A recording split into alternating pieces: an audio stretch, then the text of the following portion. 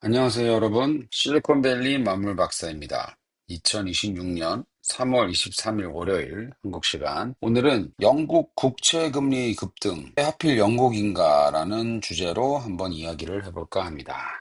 네, 3월 20일 블룸버그 기사예요. 영국의 국채 금리가 2008년 금융위기 이후로 가장 높은 수준으로 올랐습니다. 10년 만기 영국 국채 금리가 1%를 넘게 급등을 했어요. 지금은 조금 떨어졌는데 이게 왜 이슈가 되냐? 한번 볼까요? 이게 지금 현재 유럽 국가들의 금리예요. 보시면은 영국은 4.99 좀 내려왔는데 영국만 유난히 4.99죠. 독일 3.04, 프랑스 3. 유럽의 병자 중에 하나라는 이태리도 3.96인데 영국이 4.99%예요. 왜 이렇게 영국의 국채 금리가 올랐냐? 국채 가격과 금리 관계는 반대라고 생각하시면 되세요. 국채 가격이 떨어지면 금리가 오르고, 국채 가격이 오르면 금리가 내려요. 국채가 싸지면 금리를 많이 쳐주는 거죠. 국채가 싸진다는 얘기는 사람들이 사기를 싫어한다는 거예요. 영국 국채, 우린 필요 없다. 그러니까 영국은 아니다, 좀 사가라. 우리가 금리 넉넉하게 쳐줄게. 그래서 지금 영국 10년 만기 국채 금리가 5%. 독일이랑 거의 2% 차이 나죠? 엄청나죠? 여기에 대해서 좀 이야기를 해볼까 합니다. 이게 좀 이야기가 길어질 수도 있는데, 길어진다라기보다 굉장히 복합적인 원인으로 이런 결과가 나오는 거예요. 이거를 이해를 하기 위해서는 2022년으로 거슬러 올라가야 돼요. 자, 왜 2022년으로 거슬러 올라가냐? 여기 보시면 2022년 9월, 10월, 이때 영국 국채 금리가 굉장히 큰 폭으로 단기간에 급등을 합니다. 이때 왜 그렇냐? 이때 영국 총리가 바로 이분이었어요. 리즈 트러스라는 여성 총리였는데 이분이 보수당이었죠. 보리스 존슨 이후로 영국을 이어받아서 총리에 취임했었는데 이분의 정책이 감세를 내세웠어요. 감세. 우리 세금 깎아주겠다. 세금 깎아줄게. 나를 지지해달라. 해서 총리가 됐는데 총리가 되고 나서 예산을 발표를 했는데 정부 지출을 늘리고 있어요.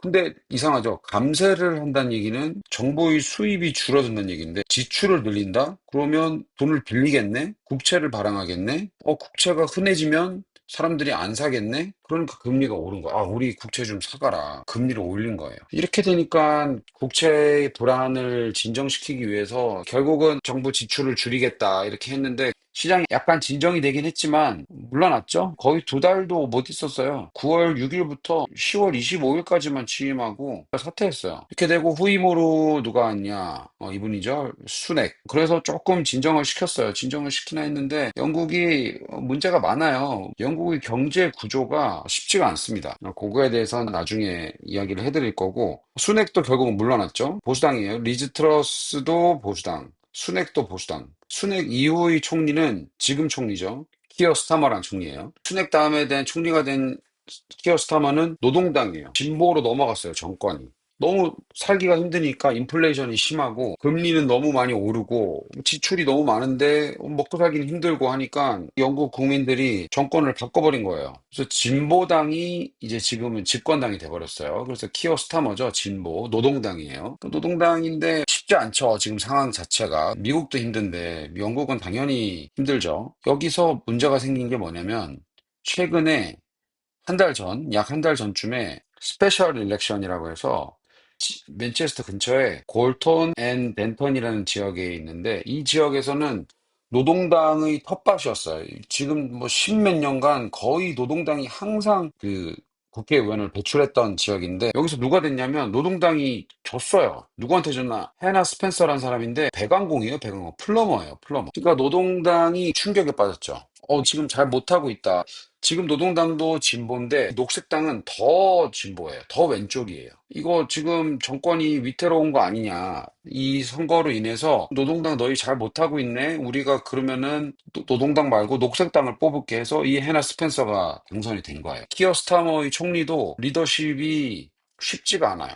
이런 상황이었어요. 영국 정치가. 이런 상황이었는데 영국 국채금리가 급등하기 전날 JP 모건에서 영국이 올해 3번 금리를 인상해야 될 수도 있다. 빠르면 4월부터 시작을 해서 4월, 7월 이렇게 금리를 인상해야 될 가능성이 있다라고 JP 모건이 발표를 합니다. 또 문제는 2월에 영국 정부의 나라 빚이 늘었어요. 늘었는데 예상보다 많이 늘었어요. 이란 전쟁 이전에도 영국 국가의 빚이 늘었어요. 자, 정리를 해볼게요. 보궐선거에서 지금 집권당인 노동당, 진보 정권인 노동당이 더 진보인 녹색당한테 졌어요. 그래서 총리 리더십이 흔들리고 있어요. 그래서 총리가 조기 사퇴를 해야 될지도 모른다는 정치적 불안감이 하나가 있고요. 그 다음에 또 하나는 영국이 올해 금리를 세 번이나 더 올려야 될 수 있다. 이런 가능성이 JP 모건에서 제기가 됐어요. 인플레이션의 가능성 때문이겠죠. 거기에 영국 정부의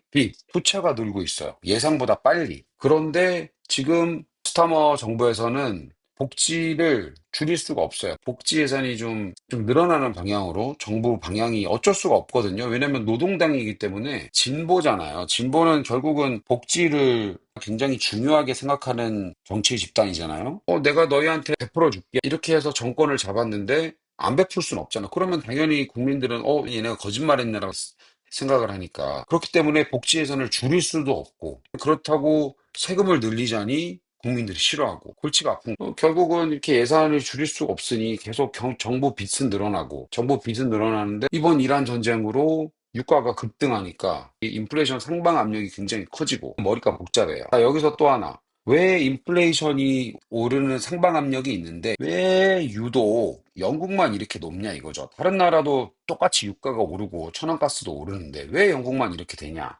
여기서 이게 들어옵니다. 이게 BBC 기사예요.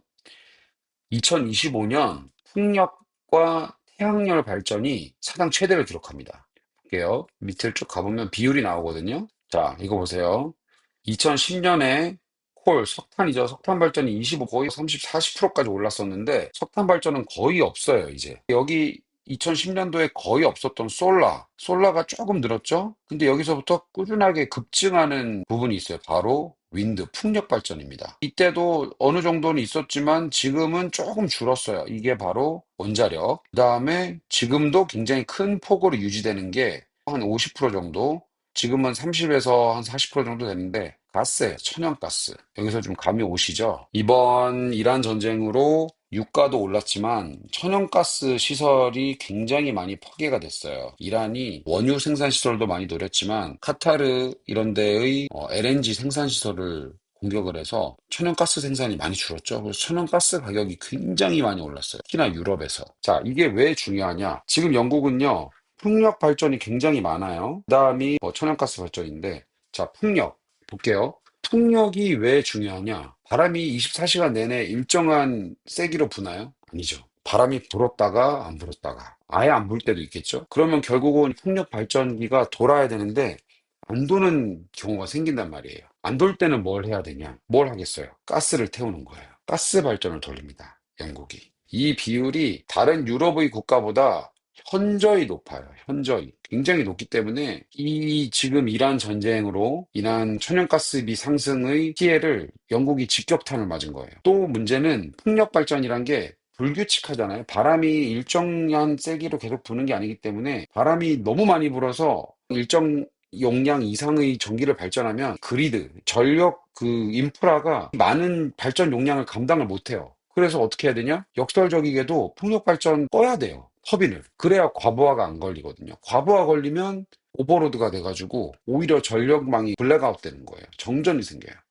작년인가 한번 스페인에 한번 완전 대규모 정전 사태가 발생했었죠. 그때 당시에 의심이 됐던 게, 이거 풍력 발전이 불안정해서 그런 거 아닌가, 이런 얘기가 있었거든요. 그렇기 때문에 풍력 발전은 안정적인 발전원이 아니에요. 바람의 세기가 일정하지 않기 때문에 바람의 세기가 세게 불면 더 좋은 거 아니냐 할 텐데 오히려 터빈을 꺼야 되는 상황까지 온단 말이에요. 영국이 지금 그래요. 그렇기 때문에 에너지 비용이 영국이 굉장히 많이 증가했습니다. 풍력 발전을 끄려면 그냥 끌 수 있냐? 아니에요. 풍력 발전을 끄는 동안의 비용을 영국에서 그 전기를 판매하는 회사가 풍력 발전소를 운영하는 회사한테 지불을 해줘야 돼요. 이게 다 돈이잖아요. 그러니까 영국은 이 가스비 상승에 굉장히 굉장히 취약해진 거예요. 이러니까 지금 영국은 골치가 아픈 거죠. 정치적 불안이 있죠. 그다음에 재정적 불안이 있죠. 거기에 천연가스 비용의 급등으로 인해서 영국의 미래가 좋지 않게 보는 거죠. 그러니까 영국의 국채 매력이 떨어진 거예요, 이만큼. 독일, 프랑스, 이태리, 스페인보다도 오히려 또 훨씬 높잖아요, 지금. 그리스가 거의 4%인데, 그리스, 이태리가 4%인데, 영국은 5%입니다, 5%. 이 와중에 스위스는 대단하죠? 스위스는 대단한 나라입니다. 이렇기 때문에 지금 영국은 좋지가 않아요. 상황이 좋지가 않기 때문에 이번 이란 전쟁으로 영국이 굉장히 크게 맞았다. 물론 아시아 국가들, 일본, 한국, 중국도 문제가 있지만, 오히려 일본, 한국, 중국은 그 원유에 의존하는 그 퍼센티지가 높기 때문에, 이 원유는, 그리고 저장고가 많죠. 일본은 거의 250일 정도 되거든요. 원유 저장, 그 전략 비축유가요. 250일이면 몇 달이잖아요. 일본은 버틸만 해요. 한국도 90일 정도는 유지하고 있고. 근데 영국은 가스 저장이 별로 많지가 않아요. 한 달이 채 안 돼요, 영국은요. 그렇기 때문에 이번 이 천연가스 가격 급등 사태에서 영국이 굉장히 피해를 보고 있고요. 정치적 불안 단기간 내에 없어지지 않을 걸로 예상이 됩니다. 지금 스타머 총리가 임기를 채우지 못할 거라는 확률이 더 높아지고 있고요. 지금 금리를 여기서 이미 영국은 올해 세 차례를 올려야 된다라고 거의 기정사실로 받아들이고 있어요. 미국도 금리 인상에 대한 베팅이 늘기 시작했죠. 영국은 인상에 대한 베팅이 느는 정도가 아니라 금리를 세 번을 올려야 된다라고 지금 얘기를 하고 있어요. 그만큼 경제가 힘들다는 거죠. 영국이 금리를 올리면은 여러모로 골치 아파요. 왜냐면 금융 비용이 상승하기 때문에 경제 전체가 다 위축이 될 수밖에 없습니다. 그래서 영국은 이번 이란 전쟁으로 인해 가장 많은 피해를 본 국가 중에 하나이고 미국이 영국한테 도와달라 그랬잖아요. 그런데 이게 참 도와주기도 뭐하고 안 도와주기도 뭐한 게 지금 영국 내부 사정이 이렇게 안 좋아요. 제가 뭐 여기서 뭐 가져오진 않았지만 영국은 뭐 그 의료 종사자들의 헬스케어 워커들이 거의 뭐 매년 파업을 합니다. 자기들 돈 더 달라고. 다른 국가들에 비해서 저임금이 맞거든요. 그렇기 때문에 이 사람들 돈도 올려줘야 되고 여러모로 복지에 들어가는 비용이 너무 많아요. 너무 많은데 돈은 들어올 땐 없고. 그래서 지금 참 이게 나라가 빚을 내서 재정을 충당하고는 있지만 이게 2022년에도 한번 이런 사태가 나왔고 이번에도 이런 사태가 나왔고 특히나 이번에는 2008년 금융위기 이후로 국채 금리가 가장 높은 수준까지 올랐기 때문에 영국에 대한 경고등이 이제 계속 켜지고 있는 상황으로 저는 생각을 합니다. 그래서 영국 파운드화도 그렇지만요. 영국의 주식, 영국의 경제 이런 데 베팅을 하는 것은 좋지 않은 아이디어라고 생각을 해요. 영국을 포함해서 유럽 전체가 다 그래요. 유럽 전체가 너무 과도한 복지를 해줘서 이것 때문에 역효과를 보고 있죠. 역풍을 맞고 있기 때문에 유럽의 경제, 유럽의 미래, 저는 그렇게 밝다고 생각을 하지 않습니다. 조금 검색을 해보시면 아시겠지만 2000년 이후까지만 해도 유럽이랑 미국의 경제 규모가 미국이 당연히 크긴 했죠. 엇비슷했거든요. 근데 지금은 20년이 지났는데 지금은 아예 유럽은 미국을 따라올 생각조차 못할 정도의 큰 격차가 발생했어요. 지금 뭐 유럽에서 유명한 기업들 뭐 당장 빅테크, 인터넷 이런 테크 기업 쪽으로 유럽에서 유명한 기업들 아시는 거 있으세요? 독일의 SAP 소프트웨어 기업인데 SAP 그 정도? 유럽에서도요. 아마존, 구글 다 이거 써요. 그거 쓰기 때문에 유럽은 거의 이제 미국의 뭐 경제 식민지가 되다시피 했다라고 저는 생각을 해요. 뭐 안타까운 얘기지만 영국을 포함해서 유럽의 앞길이 쉽지는 않을 것 같다. 앞길이 험해 보인다라는 게 제 생각이고요. 이번 영국 국채 금리의 급등 사태가 이러한 그 영국을 포함한 유럽의 미래를 보여준다고 저는 생각을 합니다. 앞으로 뭐 영국을 포함해서 유럽에 대해서 뭐 투자를 하실 생각이 있으시다면 혹시라도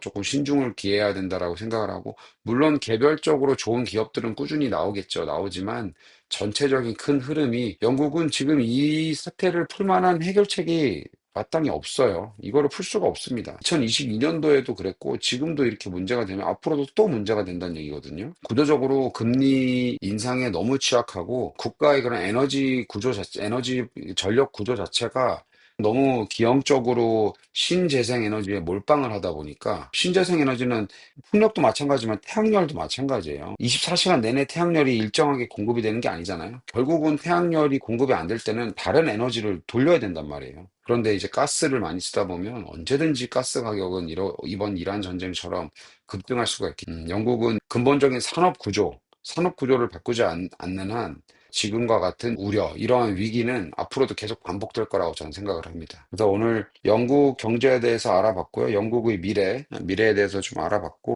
앞으로 또 유럽 이야기도 가끔씩 들려드릴게요. 뭐 지인들 중에서 유럽 왔다 갔다 하시는 분들이 꽤 있거든요. 근데 얘기를 들어보면 유럽의 기업 문화 자체가 실리콘밸리, 이 미국 기업의 문화를 이길 수가 없어요. 생산성 면에서. 이길 수가 없기 때문에 저는 앞으로 뭐 유럽에서도 유럽 기업들이 미국 기업들을 능가하는, 물론 개별적인 기업별로는 더 뛰어난 기업이 몇 개 나올 수도 있겠지만 단적인 예로 비만약도 보세요. 비만약을 처음 만들었던 회사가 노보 노디스크잖아요. 그렇지만 지금 일라이 릴리가 물론 원래도 굉장히 잘했던 회사고 연구 역량이 굉장히 뛰어난 회사였고 임상 디자인도 굉장히 잘했던 회사긴 하지만 후발주자였지만 결국은 일라이 릴리가 지금 마켓시아가 훨씬 더 높죠. 그나마 유럽에서 굉장히 경쟁력이 있다라고 판단이 됐던 노보 노디스크도 이 정도인데 과연 다른 기업들은 할 수 있을까요? 저는 잘 모르겠습니다. 오늘 그다음에 유럽에 대한 이야기는 여기까지 하도록 하고, 오늘 마무리하면서 보여드릴 영상은 아실 분들은 아시겠지만 여기가 오라클 파크예요. 샌프란시스코 자이언츠 야구팀이죠. 메이저리그 야구팀 홈구장인데 구장 자체도 되게 예쁘고요. 뒤에 뭐 애들 놀 수 있는 미끄럼틀도 있고요. 중간중간에 뭐 먹을 때도 되게 많고 놀거리 되게 많아서 애들이랑 가기도 되게 좋아요. 되게 좋고 뒤에 바다도 보이고요. 혹시 시즌 중에 샌프란시스코 오실 분들은 오라클 파크에서 야구 경기 보는 것도 저는 추천드리고, 야구 티켓이 비싸요. 비싼데 검색해 보시면 스톱허브, 틱픽 이런 애들이 있거든요. 이런 애들을 통해서 티켓을 구입하면은 저 위쪽 뭐 외야 쪽 아니면 저기 높은 데는 한 40달러, 50달러면 사요. 싼 데는 진짜 되게 저렴한 날에는 20달러, 30달러에도 자리 하나 살 수 있어요. 만약에 이 실리콘밸리 지역으로 오실 분들이 계시면 시즌 중에는 시간 맞춰서 자이언츠 야구 보는 것도 저는 추천드립니다. 최근 몇 년간은 자이언츠가 좀 못하긴 하는데 그래도 골수 팬들이 되게 많아요. 그래서 한국 야구장에서 아저씨들이 막 소리 지르잖아요. 잘해라, 야, 좀 잘해라, 이런 것처럼. 이렇게 막 소리 지르는 사람들도 있고. 그런 거 보면 재밌습니다. 네, 오늘 이야기는 여기까지 마치도록 하겠습니다. 지금까지 시청해주셔서 감사하고요. 실리콘밸리 만물 박사였습니다.